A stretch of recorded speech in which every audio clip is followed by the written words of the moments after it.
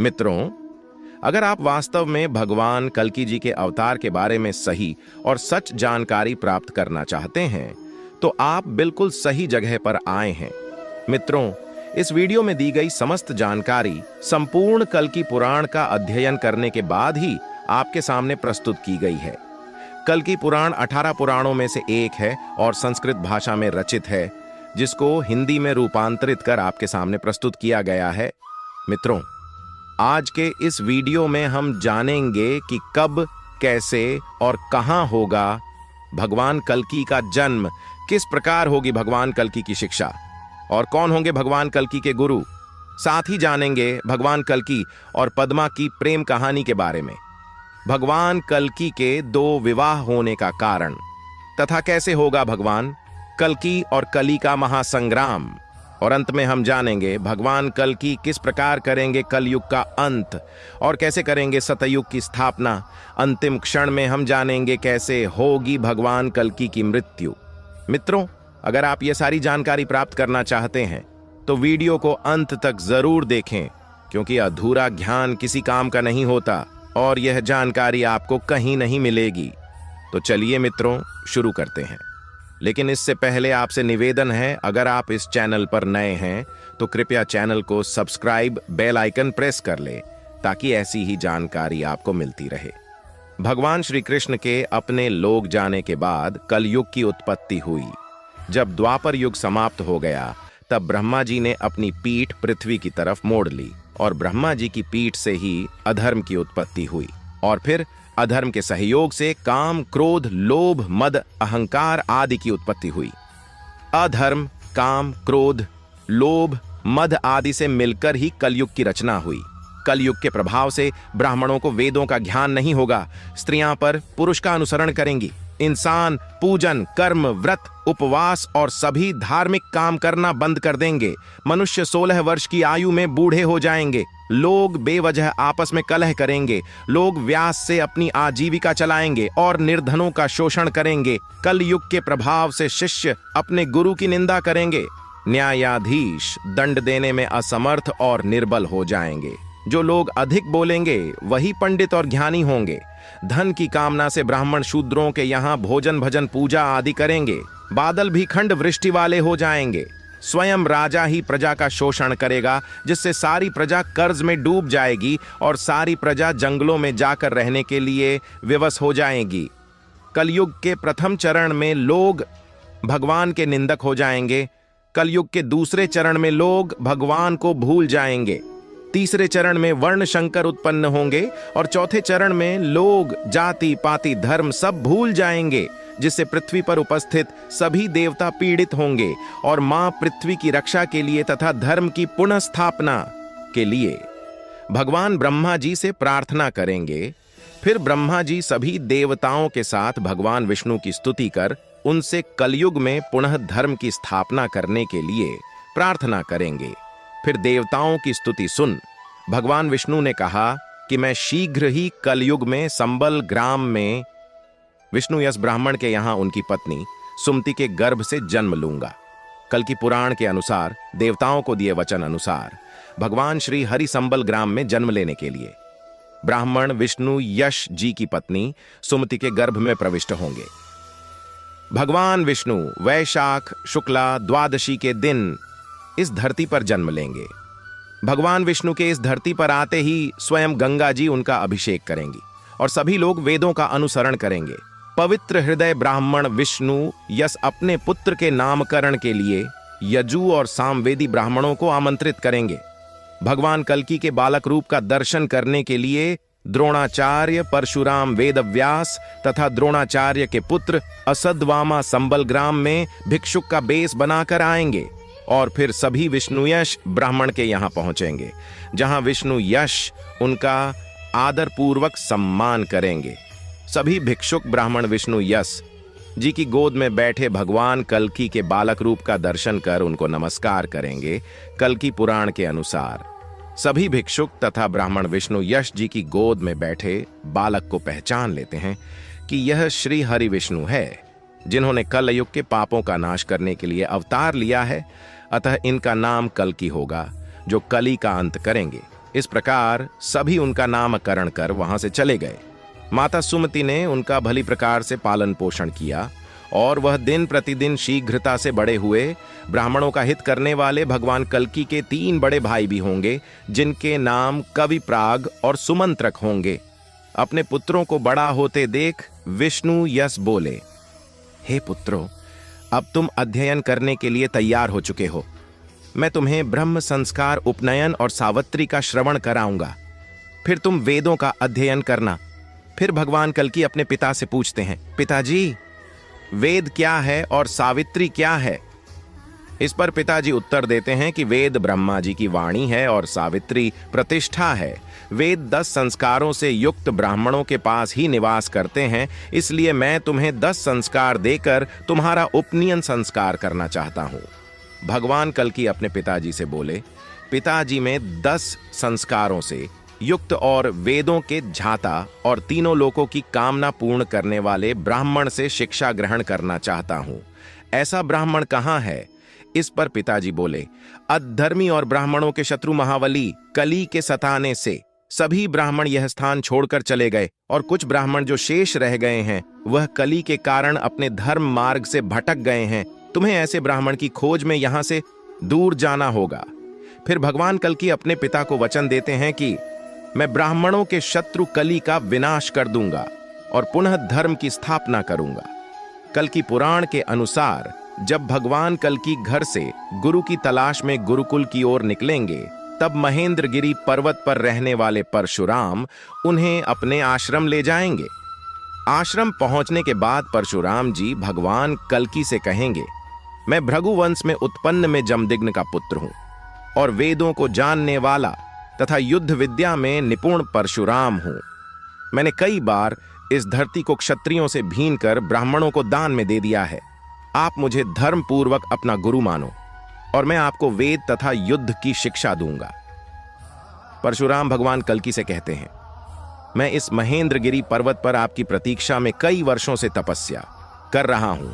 आप यहां अपने वेदों का अध्ययन कीजिए। भगवान कल्की परशुराम जी को पहचान जाएंगे और प्रसन्न होकर उन्हें अपना गुरु बना लेंगे। फिर भगवान कल्की वहां वेदों का अध्ययन करेंगे तथा 64 कलाओं का ज्ञान प्राप्त कर संपूर्ण विद्या में पारंगत होने के बाद भगवान कल्की परशुराम जी से कहेंगे कि जिस दक्षिणा के देने से मुझे सर्व सिद्धि की प्राप्ति हो तथा जिस दक्षिणा की प्राप्ति से आप संतुष्ट हो, वह दक्षिणा मुझे बताइए। इस पर परशुराम जी भगवान कल्की से कहते हैं, प्रभु, आप स्वयं भगवान विष्णु के अवतार हैं, जो संबल ग्राम में विष्णु यश के यहाँ अवतरित हुए हैं। आपने मुझसे वेदों की शिक्षा तथा युद्ध शिक्षा प्राप्त की। अब आप भगवान शंकर से अस्त्र शस्त्र प्राप्त कीजिए तथा सिंगल दीप से अपनी पत्नी पद्मा को प्राप्त कीजिए और इस धरती पर व्याप्त अधर्म तथा कली का नाश कर पुनः धर्म की स्थापना कीजिए। यही मेरी गुरु दक्षिणा होगी। यह सुनकर भगवान कल्की अपने गुरु परशुराम जी से कहते हैं, ऐसा अवश्य होगा, और अपने गुरु को प्रणाम कर वह वहां से भगवान शंकर के पास अस्त्र शस्त्र प्राप्त करने के लिए निकल जाएंगे। फिर भगवान कल्की बिलबोधकेश्वर महादेव के मंदिर पहुंचेंगे। वहां भगवान शंकर का विधिवत पूजन कर और उनका हृदय से ध्यान कर उनसे शस्त्र प्राप्ति के लिए स्तुति कर शिव स्तोत्र की रचना करेंगे। भगवान कल्की के शिव स्तोत्र को सुनकर भगवान शंकर पार्वती सहित वहां साक्षात प्रकट होंगे और प्रसन्न होकर भगवान कल्की से वरदान मांगने को कहेंगे। भगवान शंकर भगवान कल्की को शीघ्रगामी अनेक रूपधारी गरुणश्व एवं सर्वज्ञ शुक्र प्रदान करेंगे। साथ ही रत्न स्वरूप महाकराल, अत्यंत चमकती हुई और पृथ्वी का भार सहन करने वाली तलवार भगवान कल्की को प्रदान करेंगे। फिर भगवान कल्की ने भगवान शंकर को प्रणाम किया और भगवान शंकर अपने धाम को चले गए। तभी भगवान कल्की भगवान शंकर द्वारा प्रदान किए गए गरुणस्व पर बैठकर तीव्र वेग से अपने ग्राम संबल पहुंचेंगे।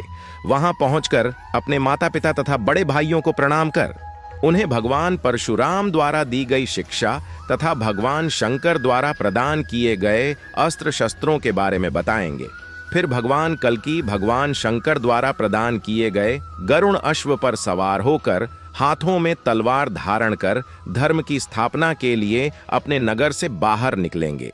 भगवान कल्की राजाओं को उपदेश देते हैं कि वेद ही मेरा अंश है और जो ब्राह्मण वेदों का अध्ययन करते हैं और वेदों के द्वारा प्राप्त ज्ञान का संसार में प्रचार करते हैं, वह मेरी ही सेवा करते हैं। ऐसे ब्राह्मणों को मैं नमस्कार करता हूं। संध्या के समय सुखदेव जी भगवान कल्की के पास आए और भगवान कल्की से बोले, हे प्रभु, मैं सिंगल द्वीप गया था। वहां की हवाएं सुगंधित है, पक्षी सुंदर गान करते हैं। वहां के राजा बृहदत्त की एक पुत्री है जिसका नाम पद्मा है और उनकी माता कोमदी है। राजा की पुत्री का चरित्र पापों को नाश करने वाला है। उन्होंने बहुत समय तक श्री हरि को पति रूप में प्राप्त करने के लिए तप किया।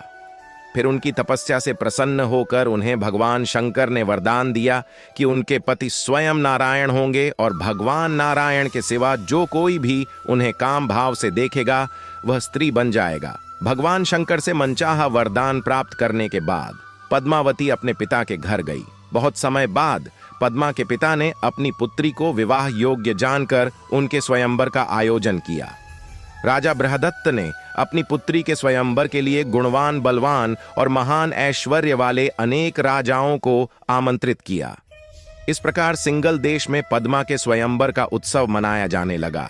विवाह की इच्छा से सभी देश विदेश के राजा अपनी सेनाओं सहित वहां पहुंचने लगे। सभी राजा अपने अपने स्थान पर विराजमान हुए। तब राजा बृहदत्त ने अपनी पुत्री पद्मा को स्वयंवर में बुलाया। वह अत्यंत ही सुशोभित थी।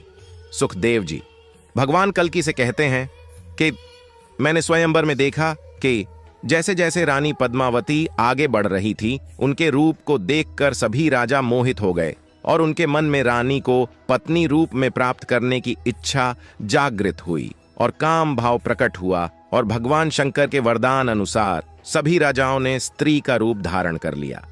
जब सभी राजा स्त्री रूप हो गए तो रानी पद्मावती अत्यंत दुखी हो गई और विलाप करती हुई नीचे बैठ गई। वह अपनी सखी से कहने लगी कि है सखी, कि भगवान ने मेरे भाग्य में कोई वर नहीं लिखा। मैंने ऐसा कौन सा पाप कर दिया कि भगवान शंकर का वरदान मेरे लिए अभिशाप बन गया। पद्मा भगवान विष्णु का ध्यान करते हुए कहती है कि अगर भगवान विष्णु ने मुझे पत्नी रूप में स्वीकार नहीं किया तो मैं देह त्याग दूंगी।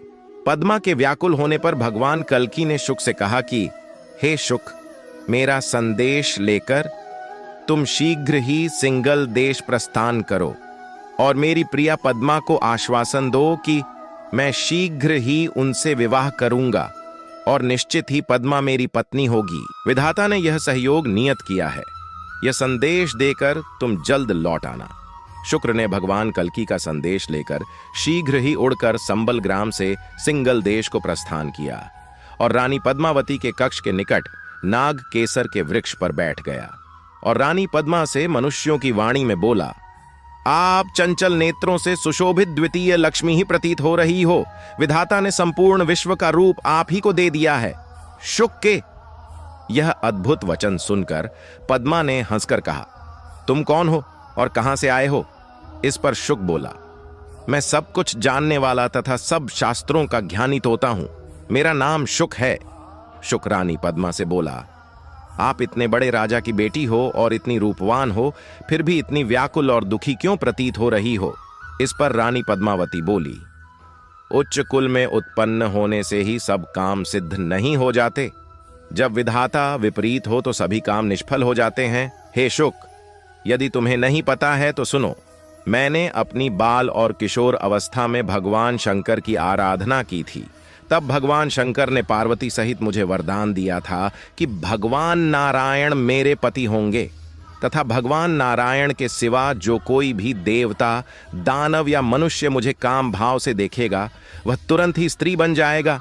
इसके बाद पद्मा ने शुक्र को शिव जी द्वारा बताए गए भगवान विष्णु की पूजन विधि के बारे में बताया। पद्मा शुक से व्याकुल होकर कहती है कि मैं बहुत समय से भगवान नारायण की प्रतीक्षा कर रही हूं। भगवान शंकर का वरदान मेरे लिए अभिशाप बन गया है। तब रानी पद्मा को व्याकुल देख शुक बोला, भगवान लक्ष्मीपति ने धर्म की स्थापना लिए ब्रह्मा जी द्वारा प्रार्थना करने पर संभल ग्राम में विष्णु यश के यहाँ अवतार ले लिया है। वे इस समय धर्म की स्थापना हेतु धर्म का प्रचार कर रहे हैं। ये सुनते ही पद्मा बहुत प्रसन्न हुई और उन्होंने शुक को रत्नों से सुसज्जित कर हाथ जोड़कर कहा, मैं जो कुछ भी निवेदन करना चाहती हूं तुम उसे जानते हो। तुम प्रभु से मेरी सारी स्थिति कहो और शीघ्र ही उन्हें यहां ले आओ। फिर शुक उड़कर संबल ग्राम में भगवान कल्की के पास पहुंचा। भगवान कल्की उसे रत्नों से सजा हुआ देखकर अत्यंत हर्षित हुए और शुक से बोले, मैं तुम्हारा ही इंतजार कर रहा था। तुम्हें इन रत्नों से सुसज्जित किसने किया? कल्की की यह बात सुनकर शुक ने उन्हें प्रणाम किया और पद्मा द्वारा कही गई पूरी कथा को कह सुनाया। भगवान कल्की ने जैसे ही शुक की बात सुनी, वह प्रसन्न हो गए और अपने अश्व पर सवार होकर शीघ्र ही शुक के साथ सिंगल देश को चल दिए। वह सिंगल देश के समीप एक वन में पहुंचे और वहां सरोवर में भगवान कल्की ने स्नान किया तथा शुक शीघ्र ही उड़कर रानी पद्मा के पास गया और उन्हें भगवान कल्की के आगमन की सूचना दी। शुक को देखते ही रानी पद्मा ने शुक से बोला, शुक तुम्हारा स्वागत है, तुम्हारा मंगल हो। मैं तुम्हारे जाने के बाद से ही अत्यंत व्याकुल हो रही हूं। इस पर शुक रानी पद्मा से बोला, अब आपको व्याकुल होने की जरूरत नहीं है। मैं नारायण अवतार भगवान कल्की को आपके देश सिंगल ले आया हूं। मैं उन्हें पास में सरोवर के किनारे छोड़कर आया हूं। यह सुनते ही रानी पद्मावती अत्यंत प्रसन्न हो गई।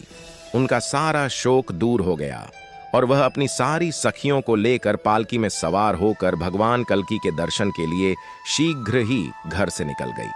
रानी पद्मा सखियों सहित सरोवर के निकट पहुंची और उन्होंने वहां तेज युक्त भगवान कल्की को सुखपूर्वक सोते हुए देखा। उन्होंने देखा कि नील कमल के समान पीतांबरधारी, कमल जैसे नेत्र वाले विशाल भुजाओं वाले भगवान कल्की शिला पर शयन कर रहे हैं। उस अद्भुत रूप को देखकर पद्मा मोहित हो गई।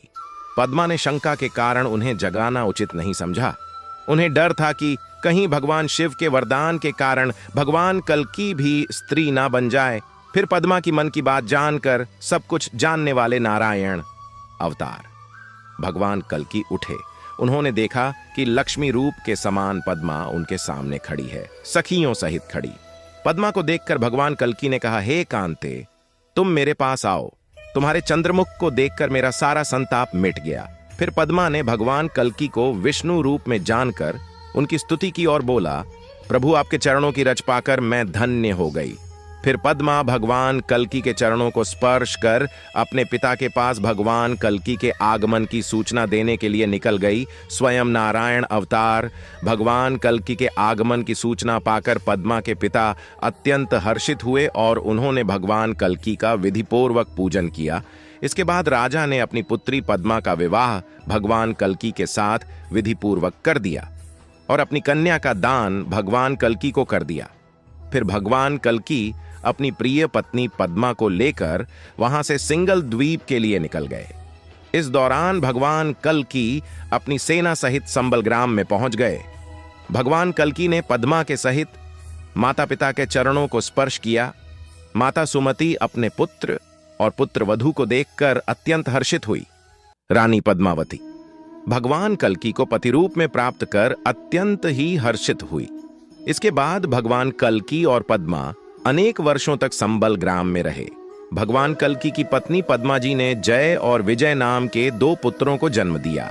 यह दोनों ही महाबली और वेदों के ज्ञानी प्रसिद्ध हुए। फिर भगवान कल्की ने जाना कि उनके पिता की अश्वमेघ यज्ञ करने की बहुत इच्छा है। तब उन्होंने ने पिता से कहा, पिताजी, मैं कीकटपुर को जीतकर धन एकत्र करूंगा, जिससे हमारा अश्वमेघ यज्ञ संपन्न होगा। फिर भगवान कल्की अपने पिता से आज्ञा लेकर सेना सहित कीकटपुर की ओर चल दिए। अत्यंत विस्तार वाला कीकटपुर पहले बौद्धों का निवास स्थान था। अब यहां रहने वाले व्यक्ति देहाती, कुल धर्म और जाति धर्म के ना मानने वाले तथा धन और स्त्री तथा भोग आदि में लिप्त रहने वाले हैं। भगवान कल्की की सेना ने लाखों सैनिकों को युद्ध भूमि में धराशायी कर दिया। फिर जिन युद्ध भूमि से डरकर भागने लगा, तब भगवान कल्की ने हंसकर कहा, भाग कर ना जाओ, तुम मेरे बाणों से बच नहीं सकते। मैं तुम्हें अब भी परलोक भेजता हूं, वहां तेरा कोई साथ नहीं देगा, इसीलिए अब भी तू अपने बंधु बांधव को अंतिम बार देख ले। भगवान कल्की के वचन सुनकर वह जिन हंसा और बोला, आप जो बोल रहे हो ऐसा कभी नहीं हो सकता। और जिन ने भगवान कल्की पर बाणों की वर्षा कर दी। सारे तीर भगवान कल्की को स्पर्श करके धरती पर गिर गए।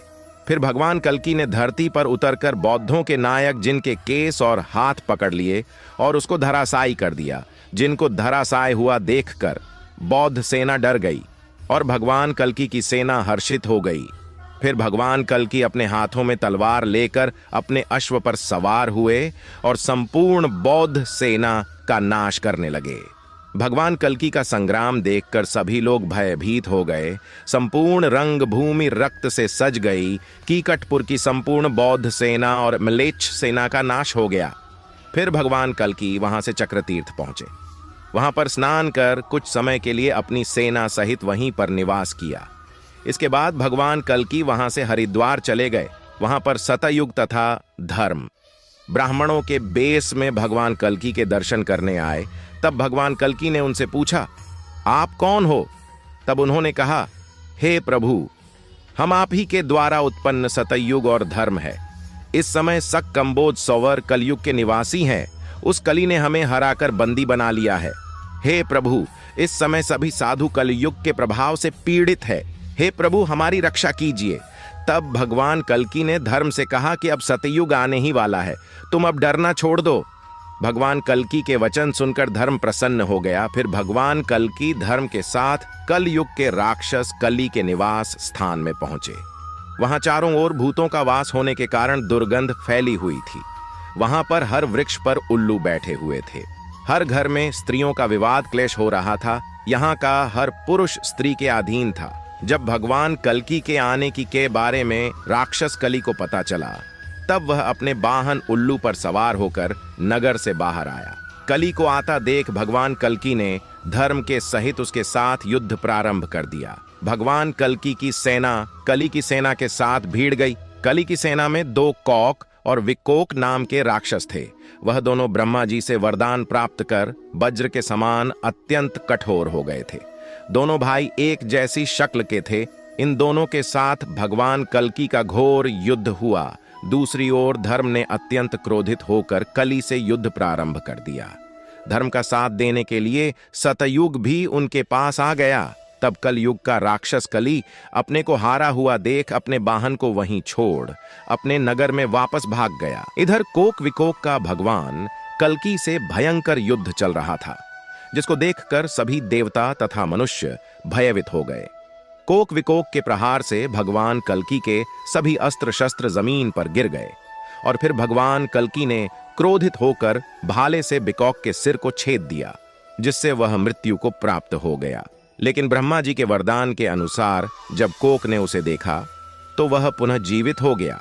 फिर भगवान कल्कि ने कोक का भी भाले से छेदन कर दिया, जिससे वह मृत्यु को प्राप्त हुआ। परंतु जब उसके भाई विकोक ने उसको देखा तो वह पुनः जीवित हो गया। यह देख सभी लोग आश्चर्यचकित हो गए। फिर उन दोनों राक्षसों ने भगवान कल्कि के साथ पुनः संग्राम शुरू कर दिया और बहुत समय तक लड़ते रहे। भगवान कल्कि के अश्व ने भी उनके साथ बहुत समय तक युद्ध किया। तब ब्रह्मा जी भगवान कल्कि के पास आए और हाथ जोड़कर भगवान कल्कि से बोले, हे प्रभु, यह दोनों राक्षस अस्त्र शस्त्रों से नहीं मारे जाएंगे। अगर इन दोनों को एक ही समय में गाल पर थप्पड़ मारा जाए तो यह दोनों मृत्यु को प्राप्त होंगे। ब्रह्मा जी की बात सुनकर भगवान कल्कि ने दोनों राक्षसों के बीच में पहुंचकर भगवान कल्कि ने अपने दोनों हाथों से वज्र के समान दोनों के गालों पर प्रहार किया, जिससे उनके मस्तक चूर चूर हो गए और दोनों राक्षस मृत्यु को प्राप्त हुए। उधर भगवान कल्कि की सेना कली की सेना का श्रृंगार कर रही थी और भगवान कल्कि की सेना ने कली के सभी सैनिकों का संहार कर दिया।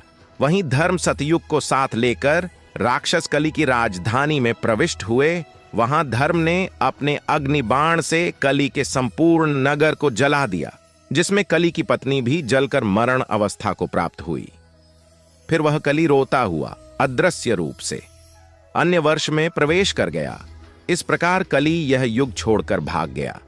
जब भगवान कल्कि कली तथा कोक विकोक पर विजय प्राप्त कर लेंगे, तब वे वहां से अपने अश्व पर सवार होकर और अपने हाथों में तलवार लिए अपनी सेना सहित भल्लाट नगर में पहुंचेंगे। भल्लाट नगर के राजा शशिध्वज भगवान कृष्ण और विष्णु के परम भक्त थे। जब उन्हें भगवान कल्कि के अपने नगर में आने की सूचना मिली, तब उन्होंने भगवान कल्की को साक्षात नारायण अवतार जानकर प्रणाम किया और अपनी सेना को लेकर युद्ध के लिए घर से निकलने लगे। तब राजा स्वशीधज की पत्नी सुशांता, जो भगवान विष्णुव्रत परायण थी, उन्होंने जब अपने पति को भगवान कल्की से युद्ध के लिए जाते हुए देखा, तब वह कहने लगी, हे स्वामी, कल्की जी तो साक्षात भगवान विष्णु के अवतार हैं, आप उन पर प्रहार कैसे करेंगे? इस पर राजा बोले, हे प्रिय, ब्रह्मा जी ने क्षत्रियों के लिए जो धर्म निश्चित किया है उसका पालन करना चाहिए। रणभूमि में चाहे सामने स्वयं नारायण ही क्यों ना हो, उन पर भी वार करना चाहिए। राजा शशिध्वज ने जब युद्ध क्षेत्र में भगवान कल्की को देखा, तब राजा भगवान कल्की के रूप को हृदय में धारण कर उनसे बोले, हे प्रभु, आइए मेरे हृदय पर प्रहार कीजिए। अगर आप मेरे बाणों से बचना चाहते हैं तो मेरे हृदय पर वार कीजिए। राजा भगवान कल्की के साथ युद्ध करने के लिए आगे बढ़े और भगवान कल्की पर प्रहार करने लगे। राजा ने उन पर अनेक प्रहार किए, लेकिन राजा के सारे प्रहार निष्फल रहे। तब राजा ने पर्वत पर चढ़कर भगवान कल्की पर बाणों की वर्षा कर दी। बाणों की वर्षा से भगवान कल्की का शरीर घायल हो गया। तब भगवान कल्की ने क्रोधित होकर राजा पर अनेक प्रहार किए, जिससे राजा मूर्छित हो गए। इस प्रकार दोनों में घोर युद्ध प्रारंभ हो गया। राजा ने भगवान कल्की पर मुष्ट प्रहार किया, जिससे भगवान मूर्छित हो गए और जमीन पर लेट गए। तब धर्म और सत्य उन्हें वहां से ले जाने लगे। तब राजा ने दोनों को कांख में दबा लिया और भगवान कल्की को अपने कंधे पर उठाकर हर्षित होते हुए अपने घर ले गए। घर पहुंचकर राजा ने अपनी पत्नी सुशांता को विष्णु मंदिर में स्थित पाया। उसके चारों ओर वैष्णव नारियां बैठकर भगवान विष्णु का भजन कर रही थीं। वह अपनी पत्नी से बोला, हे प्रिय, देवताओं की प्रार्थना पर जो भगवान संबल ग्राम में अवतरित हुए हैं, वह भगवान कल्की मूर्छित होने का बहाना करके आज हमारे घर पधारे हैं। तुम धर्म तथा सतयुग के सहित इनका विधिपूर्वक पूजन करो। यह सुनकर राजा की पत्नी अत्यंत प्रसन्न हुई। राजा की पत्नी ने अनेक प्रकार से भगवान कल्की का पूजन अर्चन किया और भगवान कल्की से बोली, हे प्रभु, अपनी मूर्छा त्याग कर हमें दर्शन दो। हे प्रभु, आपके द्वारा ही समस्त जल, पृथ्वी, अग्नि, वायु का निर्माण हुआ है। आप चराचर जगत के स्वामी हैं। हे प्रभु, हमसे कोई गलती हुई हो तो हमें क्षमा करें। और अनेक प्रकार से भगवान कल्की की प्रार्थना सुशांता द्वारा की गई। विनय पूर्वक प्रार्थना को सुनकर भगवान कल्की उठे और उन्होंने अपने सामने रानी तथा साथ में सत्य और धर्म को देखा। उन्होंने देखा कि राजा शशिध्वज उनके पीछे खड़े हैं।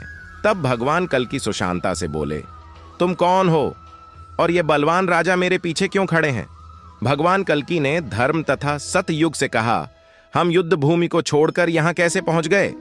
भगवान कल्की ने कहा, जब मैं मूर्छित हो गया तब राजा शशिध्वज ने मेरा वध क्यों नहीं किया? तब रानी भगवान कल्की से बोली, मेरे पति यदि आपके प्रति शत्रु भाव रखकर आपसे युद्ध करते तो क्या वह आपको अपने घर इस प्रकार ला पाते? प्रभु, मेरे पति आपके दास हैं, इसलिए मैं आपकी दासी हूं। इस प्रकार आप प्रसन्न होकर स्वयं यहां पधारे हैं। इस पर भगवान कल्की राजा से बोले, हे राजन, आपने मुझे सभी प्रकार से जीत लिया है। आपकी क्या इच्छा है? तब राजा ने अपनी पत्नी सुशांता की प्रेरणा से अपनी पुत्री रमा का विवाह भगवान कल्की से कर दिया। कल्की पुराण के अनुसार जब भगवान कल्की अपनी पत्नी रमा जी और पद्मा जी के सहित संबल ग्राम में रह रहे थे, तो एक दिन परशुराम जी महेंद्रगिरी पर्वत के शिखर से उतरकर भगवान कल्की जी के दर्शन करने संबल ग्राम पहुंचे। उन्हें देखते ही पद्मा और रमा जी सहित भगवान कल्की जी ने उनका विधि विधान सहित हर्षित मन से पूजन किया। उन्हें अनेक तरह के भोजन करवाकर सुंदर शैया पर शयन कराया। जिस समय परशुराम जी विश्राम कर रहे थे, उस समय कल्की जी ने उनके चरण दाबते हुए विनय पूर्वक उनसे कहा, आपकी कृपा से मेरे धर्म, अर्थ और काम इन तीनों वर्गों की सिद्धि हो चुकी है। इस समय राजा शशिध्वज की पुत्री रमा आपसे एक निवेदन करना चाहती है, उसे सुनने की कृपा करें। पति के वचन सुनकर हर्षित मन से भगवान कल्की की पत्नी रमा जी ने परशुराम जी से प्रश्न किया कि ऐसा कौन सा जप, व्रत या नियम है जिसके करने से मुझे पुत्र की प्राप्ति हो? फिर परशुराम जी ने रमा जी को रुक्मिणी व्रत करने का उपदेश दिया। इसके बाद परशुराम जी वहां से चले गए। रुक्मिणी व्रत को करने से कुछ समय पश्चात भगवान कल्की जी की पत्नी रमा जी ने पुत्र को जन्म दिया। फिर भगवान कल्की सुखपूर्वक संबल ग्राम में निवास करने लगे। एक दिन सब देवता ब्रह्मा जी के साथ विमान पर चढ़कर भगवान कल्की जी के दर्शन करने आए और उन्होंने संबल ग्राम में पहुंचकर भगवान कल्की की स्तुति की। देवताओं ने भगवान कल्की से कहा, हे प्रभु, हम सब विपत्ति में पड़े हुए हैं और अपने पुत्र नारी के सहित आपके शरण में आए हैं। हे प्रभु, हम पर प्रसन्न होकर हमारी रक्षा कीजिए। देवताओं ने कहा, हे नाथ, अब यह भूमि सत्य और धर्म पूर्वक शासित है। यदि आपकी हम पर कृपा है तो इसे त्याग कर अपने बैकुंठ धाम के लिए प्रस्थान कीजिए। देवताओं के इन वचन को सुनकर भगवान कल्की जी अत्यंत प्रसन्न हुए और वह अपने सभी अंशों सहित वैकुंठ गमन की इच्छा करने लगे। तब उन्होंने अपने पुत्रों को बुलाकर तुरंत ही उनका राज्य अभिषेक कर दिया। इसके बाद उन्होंने संपूर्ण प्रजा को बुलाकर अपना वृतांत कहते हुए उन्हें सूचित कर दिया कि अब वह देवताओं के अनुरोध पर वैकुंठ धाम के लिए जाना चाहते हैं। ये सुनकर संपूर्ण प्रजा अत्यंत दुखी हो गई। सभी प्रजा उनसे कहने लगी, हे नाथ, आप सभी धर्मों के जानने वाले हैं। हे नाथ, हम भी आपके साथ चलेंगे। प्रजा के वचन सुनकर भगवान कल्की ने उनको ज्ञान उपदेश देकर समझाया और स्वयं वन की ओर चल दिए। चलते हुए भगवान कल्की गंगा जल से संपन्न देवताओं और मुनियों के हृदय को आनंद देने वाले हिमालय पर्वत पर पहुंचकर देवताओं के मध्य विराजमान हुए और वहां भगवान कल्की अपना चतुर्भुज विष्णु स्वरूप धारण करके अपने रूप का स्मरण करने लगे। पूर्ण ज्योतिष्मान सर्व साक्षी स्वरूप सनातन पुरुष परमात्मा कल्की जी सूर्य के समान तेज प्रकाश से प्रकाशित हो रहे। विभिन्न अलंकारों से युक्त वे स्वयं भी अलंकार के समान प्रकाशित हो रहे थे। शंख, गदा और धनुष उनके हाथों में सुशोभित है। जब भगवान कल्की जी विष्णु रूप में प्रविष्ट हुए तब उन जगदीश्वर के रूप के दर्शन से सभी जीव मोह माया से परे हो गए। अपने पति कल्की जी के इस अद्भुत रूप को देखकर रमा जी और पद्मा जी भगवान कल्की के प्रकाश की अग्नि में प्रविष्ट होकर भगवान कल्की में ही लीन हो गई और इस प्रकार भगवान कल्की इस धरा को छोड़कर बैकुंठ धाम को चले गए। कल्की पुराण सब शास्त्रों के अर्थों के तत्व का सार है। इस पुराण के सुनने से ही मनुष्य कामना मोहित हो जाता है। कल्की पुराण के सुनने तथा पढ़ने से चारों फल यानी धर्म, अर्थ, काम, मोक्ष प्राप्त होते हैं। यह कल्की पुराण प्रलय के अंत में श्री नारायण भगवान के मुख से प्रकाशित होकर संसार भर में फैला है। भगवान वेदव्यास जी ने ब्राह्मण के रूप में इस पृथ्वी पर अवतार धारण कर इस कल्की पुराण का वर्णन किया है। कल्की पुराण में कल्की भगवान विष्णु जी के परम अद्भुत प्रभाव का वर्णन किया गया है। जो लोग सज्जनों की संगति में, आश्रमों में, पुण्य क्षेत्रों में भगवान विष्णु के भाव में डूबकर सब पुराणों के सार इस शुद्ध कल्की पुराण का कीर्तन करेंगे या इसे सुनेंगे, उत्तम पुरुषों की मुक्ति अवश्य होगी। इस कल्की पुराण को विधि पूर्वक सुनने से ब्राह्मण वेदों के ज्ञान में पारंगत होंगे, क्षत्रिय राजा बनेंगे, वैश्य धनवान होंगे तथा शूद्र महान बनेंगे। कल्की पुराण के पढ़ने से और सुनने से पुत्र की प्राप्ति चाहने वाले को पुत्र, धन चाहने वाले को धन, विद्या चाहने वाले को विद्या मिलती है। अगर जानकारी अच्छी लगी हो दोस्तों तो कृपया वीडियो को लाइक कर चैनल को सब्सक्राइब करें, साथ ही बेल आइकन प्रेस करें ताकि ऐसी ही जानकारी आपको मिलती रहे। धन्यवाद।